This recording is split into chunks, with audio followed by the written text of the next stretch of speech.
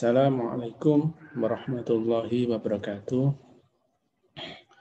Bismillahirrahmanirrahim. Alhamdulillahil azizil ghafur. Alladzi ja'ala fil islamil hanifil hudayya wan nur. Allahumma salli ala sayyidina Muhammadin khatimil anbiya'i wa mursalin wa ala alihi wat tayyibina wa ashabil akhyar. Amma ba'du. Anak-anakku kelas 11 yang berbahagia, semoga kita senantiasa dalam keadaan sehat walafiat. Alhamdulillah pada pagi hari ini kita ketemu lagi dalam pembelajaran daring kimia karena PPKM diperpanjang lagi sampai tanggal 2 Agustus. Semoga tidak ada perpanjangan lagi sehingga kita bisa tatap muka lagi. Anak-anak, kita ketemu lagi, kita melanjutkan materi kita kembali di pertemuan yang pertama kemarin, kemudian di pertemuan kedua kita kemarin sudah melaksanakan evaluasi yaitu pada materi penggolongan kedudukan atom C. Yang ada kemarin kedudukan atom C ada 4 macam, yaitu ada C primer, ada C sekunder, ada C tersier, dan ada C kuaterner. Jadi, untuk materi pada pagi hari ini, kita nanti akan tetap melanjutkan materi pada minggu kemarin. Kita akan tetap membahas tentang senyawa karbon pada materi yang berikutnya, materi yang keempat. Jadi, kalau kemarin materi yang ketiga. Jadi materi yang pertama kemarin definisi senyawa karbon itu apa. Materi yang kedua kemarin kita bicara tentang ciri khas atom karbon, kekhasan atom karbon. Kemudian materi yang ketiga kemarin yang sudah kita evaluasi yakni kedudukan atom karbon. Nah, semoga kalian masih ingat semuanya. Anak-anak, kalau kedudukan atom karbon kemarin ada 4. Ada C primer, ada C sekunder, dan seterusnya. Kemudian kekhasan atom karbon kemarin, atom karbon bisa membentuk rantai panjang, bisa memiliki 4 ikatan kovalen, dan seterusnya. Nah, penggolongan senyawa karbon, jadi senyawa karbon nanti dibagi menjadi 2, ada namanya alifatik, ada namanya alisiklik, atau biasanya disebut siklik. Alifatik itu apa? Alifatik adalah senyawa karbon rantai terbuka. Kalau alisiklik, rantai karbonnya tertutup. Saya ulang lagi, senyawa karbon dibagi 2 secara garis besar. Ada alifatik, ada alisiklik. Biasanya disebut juga alifatis, boleh. Disebut siklis juga boleh, hampir sama. Kalau alifatik atau alifatis, dia rantainya terbuka. Kalau alisiklik atau siklis, dia rantainya tertutup. Nah, yang alifatik dibagi 2. Dia bersifat jenuh dan ada yang bersifat tidak jenuh. Dia ada yang bersifat jenuh, ada yang bersifat tidak jenuh. Jenuh itu apa? Dia rantainya tunggal, ikatan kovalennya tunggal. Kalau tak jenuh, dia ikatan kovalennya rangkap. Tak jenuh, tunggal otomatis nanti hanya ada ikatan kovalennya 1. Nanti disebut sebagai senyawa golongan pertama. Nanti yang akan kita bahas panjang lebar, yaitu alkana. Kemudian tak jenuh dibagi 2. Ada rangkap 2, ada rangkap 3. Hampir sama dengan pembagian ikatan kovalen kemarin. Ada ikatan kovalen tunggal, ada ikatan kovalen rangkap, ada ikatan kovalen rangkap 3. Kalau tunggal nanti golongannya disebut alkana, yang 2 disebut alkena, yang 3 disebut alkuna. Nah, untuk alisiklik atau siklis bagi 2. Ada alisiklik itu sendiri atau siklis itu sendiri, dia rantainya tertutup biasa. Ada aromatis dia tertutup, tapi tertutup khusus. Ini nanti lebih panjang lebar akan kita bahas di kelas 12. Senyawa aromatis itu seperti apa? Oke, ini untuk penggolongan senyawa karbonnya. Jadi saya ulang lagi, Senyawa karbon bagi dua, ada yang terbuka, ada yang tertutup. Terbuka ada dua, ada yang tunggal, ada yang rangkap. Yang rangkap dibagi dua, ada yang rangkap dua, ada yang rangkap tiga. Sedangkan yang tertutup, ada tertutup biasa, alisiklik, ada tertutup khusus, namanya aromatis. Nah, sekarang kita lanjutkan, kita bahas satu persatu. Kita mulai dari alkana yang pertama. Kita akan masuk materi yang kelima. Setelah tadi penggolongan senyawa karbon, sekarang kita ke tata nama senyawanya. Kita akan mulai dari golongan yang pertama, yakni alkana. Alkana tadi dia punya ikatan kovalennya tunggal. Ikatan kovalennya tunggal. Ikatan kovalen tunggal. Sehingga setiap C berikatan dengan C, dia kovalennya tunggal, tidak ada yang rangkap. Kalian masih ingat, C nomor atomnya 6, ciri khas kekhasan atom karbon yang pertama kemarin. Bahwa C punya tangan 4, atau ikatan kovalennya adalah 4. Sehingga C, kalau C-nya 1, maka dia butuh 4 ikatan kovalen. Nah, karena dia butuh 4, maka dia akan mengikat H sebanyak 4. Maka tertulis CH4. Nah, kalau ini C berikatan dengan C. Jadi setiap C harus punya 4. Nah, kalau C yang ini 1 sudah mengikat C1, berarti dia kalau punya 4, dia butuh 3. Nah, sehingga hanya dia jumlahnya 3. C yang ini sama. C yang ini mengikat C1. Karena baru punya 1, berarti dia kurang 3. Jadi intinya setiap atom C, dia harus punya 4 ikatan kovalen.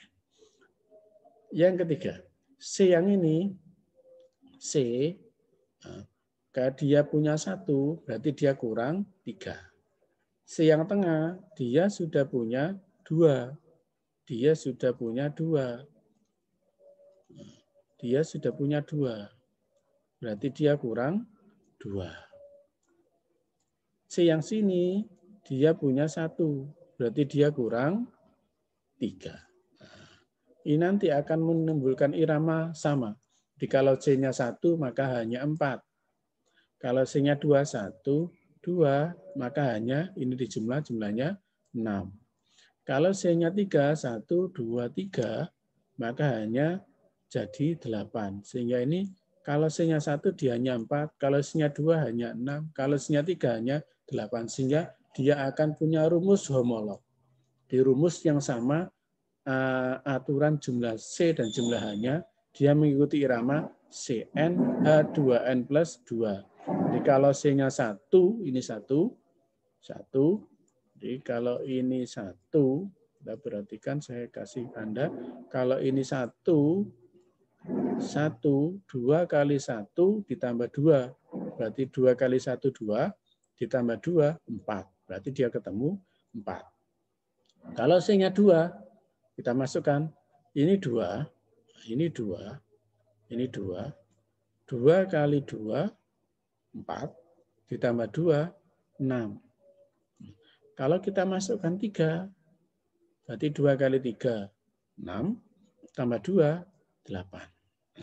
Berarti iramanya mengikuti ini semua. Sehingga kalau nanti kita punya irama sampai 10 di sini, kalau C-nya 1 hanya 4, kalau 2 hanya 6, kalau 3 hanya 8, kalau 4 hanya 10. Artinya kalau C-nya N, maka hanya itu 2 kalinya miliknya C ditambah 2. Nah, kalau 5 ya 2 kali 5 itu 10 tambah 2, 12. Kalau 6, 14. Sampai kalau 10 dia 22. Nah, itu irama jumlah C dan jumlah H. Nah, karena ini nanti kita bicara tentang tata nama, maka setiap C sesuai jumlahnya masing-masing, dia akan punya nama masing-masing. Kalau 1 namanya metana, kalau 2 etana, kalau 3 propana, butana, pentana, heksana, heptana, oktana, nonana, dekana. Ini nanti silakan dihafalkan, karena tata nama ini Ini nanti sebagai dasar untuk seterusnya. Karena alkana ini pokoknya. Kalau alkana bisa, alkena, alkuna pasti bisa. Anak-anak, sekarang kita ke aturannya. Nah, aturan tata namanya seperti apa? Aturan tata namanya seperti apa? Nah, aturan tata nama untuk alkana nanti ada 2 macam. Bentar saya hapus, clearkan. Oke. Aturan tata nama ada 2. Yang pertama untuk rantai lurus, yang kedua nanti untuk rantai yang bercabang. Nah, pagi hari ini nanti kita akan di sini akan kita bahas rantai lurus. Untuk rantai bercabang nanti kita akan bahas di daring di grup daring kimia. Oke.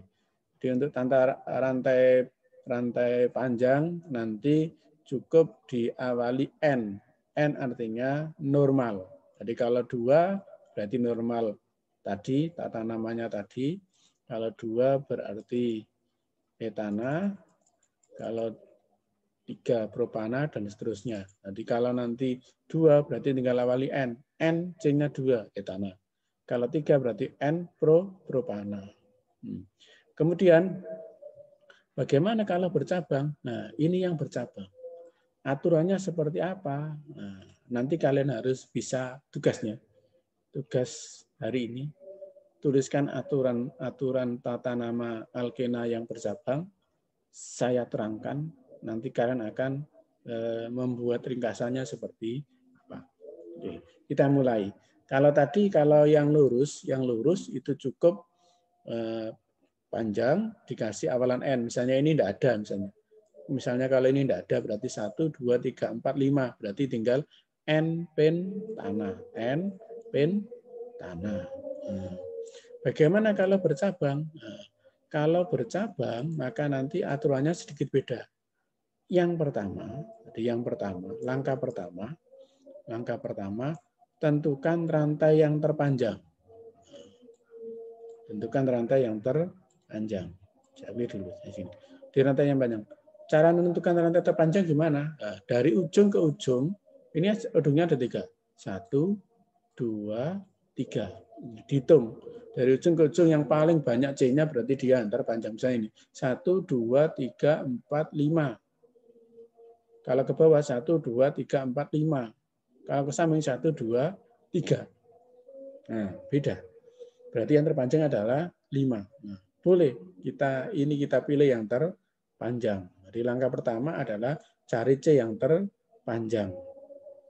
Setelah tahu C yang terpanjang, maka yang tidak masuk dalam C, masuk rantai terpanjang, maka kita jadikan cabang. Nah, berarti ini kita jadikan cabang. Nah, namanya nanti beda. Kalau rantai yang utama, nanti tata namanya pakai tata nama alkana.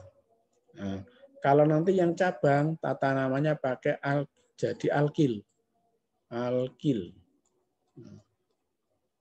Nah, jadi alkil. Jadi akhiran ananya diganti akhiran il. Ya, misalnya gini, misalnya saya ke yang ini tadi.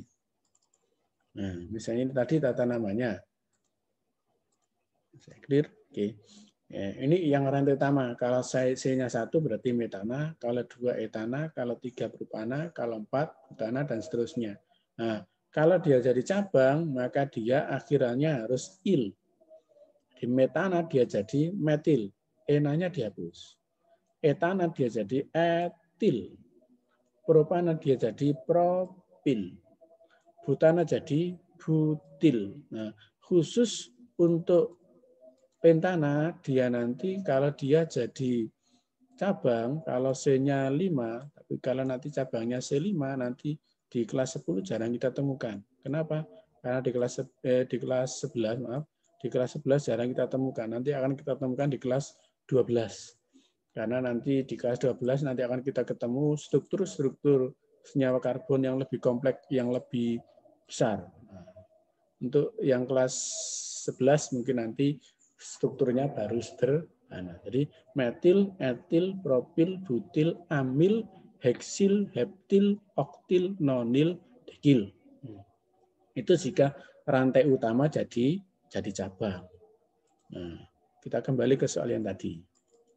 Jadi, soal yang tadi saya clear dulu. Oke. Jadi, ini tadi kita pilih sebagai rantai utama. Ini sebagai cabang. Nah, karena cabangnya C-nya hanya 1, maka dia jadi metil. Itu langkah kedua. Jadi langkah pertama, cari rantai terpanjang. Yang kedua, yang bukan rantai terpanjang jadikan cabang. Nama cabangnya dari alkana dia jadi alkil. Kemudian langkah ketiga, di langkah yang menentukan, lakukan penomoran. Penomorannya gimana? Penomorannya itu nanti kita tinggal memperhatikan rantai utamanya. Nah, ini rantai utamanya. Nanti kalian hitung, di rantai utama otomatis ujungnya tinggal 2. Kiri dan kanan. Nanti hitung dari ujung ke ujung yang paling dekat dengan cabang. Misalnya kalau dari sebelah sini, dari sebelah kiri, 1, 2, 3, 4, ketemu cabang. Kalau dari kanan, 1, 2, sudah ketemu cabang. Nah, otomatis karena dari sebelah kiri dia di nomor 4, sebelah kanan dia di nomor 2, maka penomorannya dari sebelah kanan. 1, 2, 3, 4, 5. Itu aturan yang keempat. Aturan yang terakhir, urutan untuk tata namanya itu nanti dimulai dari nomor cabang. Jadi dari nomor cabang, dari nomornya, dimulai dari nomor cabang, kemudian diikuti nama cabang, diikuti rantai utama. Jadi, nomor cabang, nama cabang, rantai utama. Jadi cabangnya di nomor berapa? Di nomor 2. Nama cabangnya apa? Dia namanya metil. Terpanjangnya berapa? 5. Berarti namanya dia pentana. Sehingga diberi nama 2 metil pentana. Kita ke contoh nomor 2. Contoh nomor 2. Nah, ini sedikit lebih kompleks. Ini ujungnya 4. Kalau tadi ujungnya 3. 1, 2, 3. Ini ujungnya 4. Nah, caranya gimana? Dari ujung ke ujung, cari yang paling dekat dengan cari yang paling panjang. Cari yang paling panjang dari ujung ke ujung. Saya clear dulu. Oke. 1, 2, 3, 4, 5. 1, 2, 3, 4, 5. Sama-sama 5. 1, 2, 3, 4, 5, 6. 1, 2, 3, 4, 5, 6. Berarti 6. Di ini, yang ini jadi rantai utama. Nah, yang ini. Setelah ketemu rantai utama, maka yang tidak jadi rantai utama kita jadikan cabang. Nah, ini bukan cabang, ini bukan rantai utama, ini bukan rantai utama. Berarti dia jadikan cabang. Nama cabangnya apa? Tadi dari alkil dirubah jadi, dari alkana dirubah jadi alkil. Karena kalau C-nya 1 itu metana, maka kalau jadi alkil dia jadi metil. Kalau C-nya 1 sama metana dia jadi metil. Nah, langkah ketiga, lakukan penomoran. Penomorannya dimulai dari ujung yang paling dekat dengan rangka. Kalau dari sini 1, 2, 3 ada ikatan, ada cabang. 1, 2 ada cabang. Berarti lebih dekat dari sebelah kanan. 1, 2, 3, 4, 5, 6. Nah, sehingga nomor cabangnya di nomor 2 dan 4. 2, 4 di, karena jumlahnya 2, maka dia diberi awalan di. Nah, maaf, ini dimetil ya. Dimetil. 6 berarti heksana. Kalau 2 itu di, kalau 3 gimana? Nah, kalau 3 dia diawali tri. Oke, diperhatikan ya. Di, tri, tetra, penta, heksa, hepta, okta, nona, deka, dan seterusnya. Oke, nanti bisa ditulis. Jadi sekali lagi, kalau jumlahnya 2 diawali di, kalau 3 tri, kalau 4 tetra, kalau 5 penta, kalau 6 heksa, kalau 7 hepta, dan seterusnya. Yang lain sama. Oke, kita ke latihan yang terakhir. Latihan yang ketiga. Yang ketiga. Jadi nanti kalau alkana ini bisa, otomatis alkena bisa. Berarti yang ketiga, ini lebih rumit karena cabangnya ujungnya semakin banyak. Tinggal kalian hitung. Ini pinter-pinternya, rajin-rajinnya latihan soal.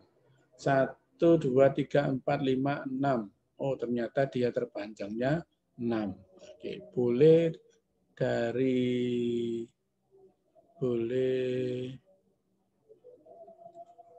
yang ini ya. Ini boleh ke sini, boleh. Ini boleh, ini juga 6. Boleh juga ke bawah. Boleh ke bawah juga. Ini juga 6. Sama. Nah, ini jadi cabang. 1, 2, 3, 4 cabangnya. Berarti kan cabangnya sekarang. Kalau 1 metil. Kalau 1 metil sama. Kalau 1 metil. Nah, 2 dari etana berarti dia jadi etil. Nah, dia jadi etil. Kalau 2 ada metil, ada etil gimana? Nah, sekarang urut. Ada tambahan aturan.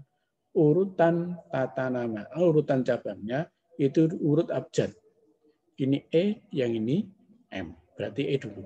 Etilnya di nomor 3. Berarti 3 etil. Metilnya jumlahnya 3. Tadi di, tetra, penta, heksa, okta, nona, deka, dan seterusnya. Oke. 2, 3, 4, 5. 2, 4, 5. Trimetil heksana. Itu penjelasan Pak Heri pada pagi hari ini tentang intinya tata nama alkana. Di hari ini kita sudah bahas yang pertama penggolongan senyawa karbon, yang kedua tata nama alkana. Nah, tugasnya pada pagi hari ini tadi Pak Heri sudah menjelaskan aturan untuk penjelasan soal tadi. Silakan difahami, kemudian tulis urutan tata namanya dari yang pertama tadi, urutan dari mengamati strukturnya sampai ketemu namanya. Tadi ada 1, 2, 3, 4, dan seterusnya langkahnya. Oke, saya kira cukup pada pagi hari ini. Semoga kalian senantiasa sehat, dan kita nanti bisa ketemu di pembelajaran tatap muka. Saya akhiri, Assalamualaikum warahmatullahi wabarakatuh.